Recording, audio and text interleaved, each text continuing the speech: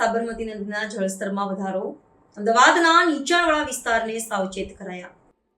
મહેસાણા જિલ્લામાં આવેલા ધરોઈ બંધના ઉપરવાસમાં થયેલી ભારે વરસાદને કારણે બંધમાંથી સાબરમતી નદીમાં મોટા પ્રમાણમાં પાણી છોડવામાં આવ્યું છે, જેના પગલે અમદાવાદમાં સાબરમતી નદીના જળસ્તરમાં નોંધપાત્ર વધારો થયો છે।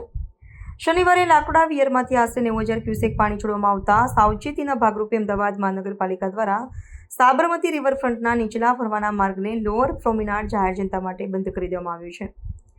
ધરોઈ બંધમાંથી લગભગ 95,000 ક્યુસેક પાણી છોડવામાં આવતા અમદાવાદ શહેરના વાસણા બેરેજના તમામ 27 દરવાજા ખોલી નાખવામાં આવ્યા હતા, જેથી પાણીને સમુદ્ર તરફ વાળી શકાય।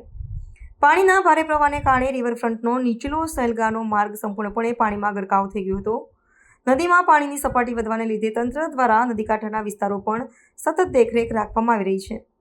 આ પરિસ્થિતિને ધ્યાનમાં રાખીને વહીવટીતંત્ર દ્વારા નદીના નીચાણવાળા વિસ્તારોમાં રહેતા લોકોને સાવચેત કરવામાં આવ્યા છે। અમદાવાદના પરીક્ષિત નગર જેવા વિસ્તારોમાંથી 25 જેટલા પરિવારોનું સુરક્ષિત સ્થળે સ્થળાંતર કરવામાં આવ્યું છે। પોલીસ દ્વારા નદી કાંઠે સુરક્ષા વ્યવસ્થા ગોઠવી દેવામાં આવી છે અને લોકોને નદી કિનારે ન જવા માટે અપીલ કરવામાં આવી છે।